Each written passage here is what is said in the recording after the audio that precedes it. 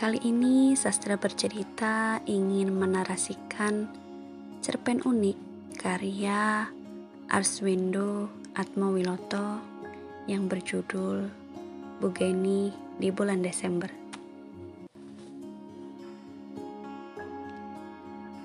Bagi Bu Geni, semua bulan adalah Desember. Bulan lalu, sekarang ini, atau bulan depan berarti Desember. Maka kalau berhubungan dengannya, lebih baik tidak berpatokan kepada tanggal, melainkan hari. Kalau mengundang, bilang saja Jumat, 2 Jumat lagi. Kalau mengatakan tanggal 17, bisa repot, karena tanggal 17 belum tentu jatuh hari Jumat. Kalau memesan tanggal 17, bisa-bisa Bu Geni tidak datang sesuai hari yang dijanjikan. Masalahnya banyak sekali yang berhubungan dengan Bu Geni. Semua penduduk yang ingin mengawinkan anaknya, pilihannya hanya satu. Bu Geni, juru rias pengantin. Banyak perias pengantin lain, tapi tak bisa menyamai Bu Geni. Bahkan setelah banyak salon, pilihan tetap ada Bu Geni. Menurut yang sudah-sudah, Bu Geni bukan perias biasa. Beliau mampu mengubah calon pengantin perempuan menjadi sedemikian cantiknya, sehingga benar-benar manglingi dan tak dikenali lagi. Salah satu keistimewaan beliau adalah menyemburkan asap rokok ke wajah calon pengantin. Menurut tradisi, katanya ini disembagani, dijadikan seperti kulit tembaga, bukan emas. Hampir semua perias pengantin memakai cara yang sama, namun tak ada yang menyamai kelebihannya. Pernah dalam satu hajatan, tuan rumah pingsan karena disangka anak perempuan yang dinikahkan kabur. Ibu calon pengantin pingsan, bapak calon pengantin malu, dan sanak saudara mulai mencari ke teman-temannya. Padahal sang calon pengantin ada di rumah. Bahkan setelah ditemukan, ibu calon pengantin masih menolak. Itu bukan anak saya. Itu bukan anak saya. Ya sudah, kalau bukan anakmu, berarti anakku. Ayo kita pulang. Baru kemudian ibu calon pengantin sadar dan mengatakan, bagaimana mungkin anakku bisa secantik ini? Padahal Bu Geni tidak selalu menyenangkan. Suara keras dan membuat pendengarnya panas. Ini anak sudah hamil. Kenapa kamu sembunyikan? Kenapa malu? Mempunyai anak bisa hamil itu anugerah, bukan ditutup-tutupi, bukan dipencet-pencet dengan kain. Itu kan anak kamu sendiri. Kalau tak salah, kejadian itu berlangsung di rumah Pak Bupati. Sehingga kabar menyebar dan masih tergema jauh setelah peristiwa itu usai. Pernah pula nyaris menggagalkan upacara perkawinan hanya karena Bu Geni melihat wajah calon pengantin suram. Biasanya 2 atau 3 hari sebelumnya, Bu Geni memerlukan bertemu langsung dengan calon pengantin perempuan. Kenapa bukan dengan calon pengantin laki-laki? Loh, kan nasib dia berasal dari sini. Sewaktu ketemu calon yang dianggap berwajah muram, Bu Geni berkata, tak bisa, kamu harus ceria dulu. Padahal undangan sudah disebar, tempat resepsi sudah diberi uang muka. Yang lebih penting lagi, makanan sudah dipersiapkan. Kisah ini menjadi biasa kalau berakhir dengan pembatalan. Yang tak biasa adalah 2 hari kemudian ada bis terjun ke jurang.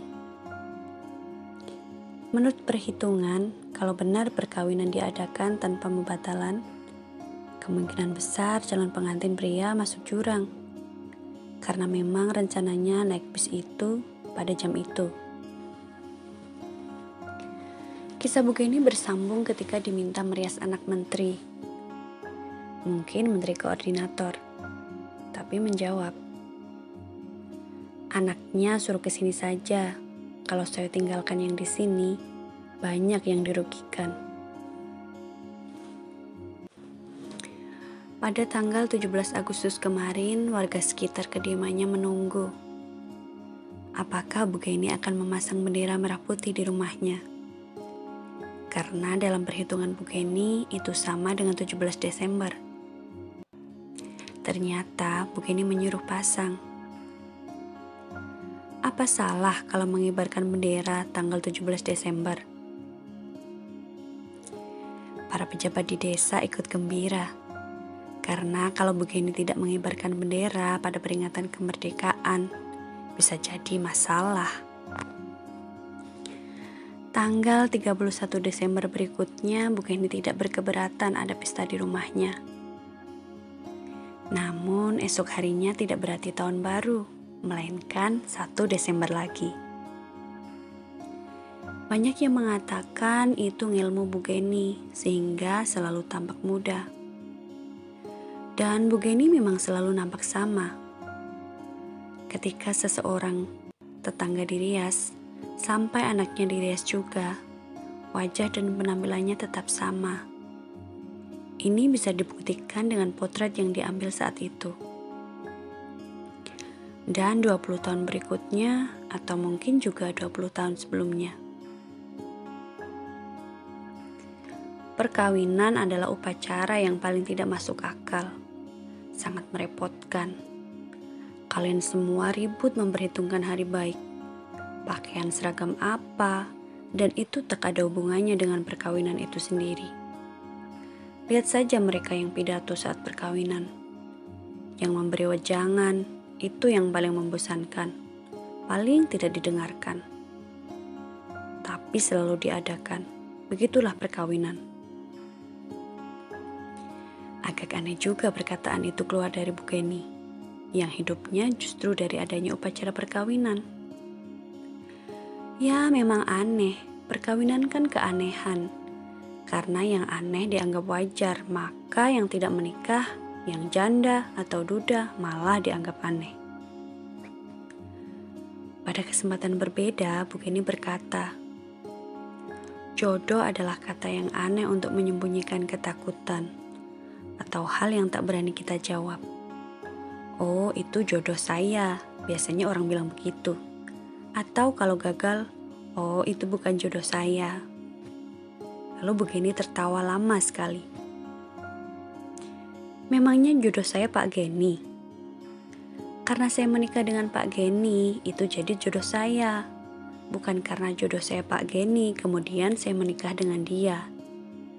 Lain kalau saya tidak jadi menikah dengan Pak Geni dulunya, itu bukan jodoh saya. Kenapa dulu kawin dengan Pak Geni? Ya karena sudah waktunya kawin seperti yang lain. Berarti tidak atas dasar cinta ketika menikah dengan Pak Geni. Seperti halnya jodoh, begitu kamu nikah, yaitu harus diterima sebagai cinta. Itu lebih penting. Karena kalau mengandalkan cinta sebelumnya, bisa tidak langgeng. Yang kamu miliki itulah yang kamu cintai, dengan cinta sebelumnya atau tidak. Pertanyaan itu terlontar karena ada kabar Pak Geni akan menikah lagi. Ya biar saja, nanti aku akan merias pengantinnya. Kalimatnya enteng, datar, nyaris tanpa emosi. Dilarang juga susah dan tak ada gunanya, boleh saja. Mungkin itu sebabnya Bugeni tetap bersedia merias calon pengantin yang akan menjadi istri kedua atau ketiga. Biarlah orang merasakan kegembiraan sekali dalam hidupnya. Bagi Bugeni, perkawinan adalah kegembiraan, sukacita. Kalau saat kawin saja kamu tidak merasa gembira, kamu tak akan menemukan kegembiraan yang lain. Menurut Bugeni, tak ada perkawinan yang gagal, karena perkawinan sendiri bukanlah keberhasilan. Yang diperlukan hanya sedikit keberanian dan banyak kebodohan. Itulah model kawin. Untuk bercerai diperlukan banyak keberanian dan sedikit kebodohan. Apakah Bu Geni pernah berpikir bercerai dengan Pak Geni? Saya tak pernah memikirkan bercerai. Kalau ingin membunuhnya, sering. Begitulah Bu Geni, yang juru rias pengantin. Telah merias semua perempuan di desanya. Boleh dikatakan semuanya yang kawin dan yang tidak. Yang terakhir ini dilakukan Bu Geni pada mayat perempuan yang meninggal sebelum menikah. Sebelum dikuburkan, Bu Geni merias dengan komplit. Banyak yang tidak setuju, banyak yang menyayangkan, banyak yang menjadi takut dirias. Ketakutan terwujud pada perkawinan, takut terlalu bahagia, terlalu bebas, terlalu nikmat. Makanya kita mengikatkan diri pada perkawinan yang banyak mengatur tanggung jawab, mengatur kewajiban, termasuk memberi nafkah, membesarkan anak-anak. Aneh saja, tapi pada dasarnya kita takut dengan kebahagiaan diri kita sendiri dan membatasi dengan adanya kuasa Tuhan. Meskipun mengatakan bahwa penemuan manusia yang paling membelenggu dan menakutkan adalah perkawinan, Bu Geni masih terus merias dengan mengepulkan asap rokok. Bagi seorang yang mampu menciptakan waktu untuk diri sendiri, meskipun masih terikat pada bulan Desember, Bu Geni bisa merias manusia, mayat, juga pernah merias patung pengantin, dan pepohonan juga kerbau. Bu Geni juga memberi sembaga, sama seriusnya dengan berpuasa sebelum merias. Biarkan kerbau merasakan kegembiraan, sebagaimana yang kita percayai selama ini, bahwa perkawinan adalah kegembiraan. Semua ini untunglah hanya terjadi pada bulan Desember.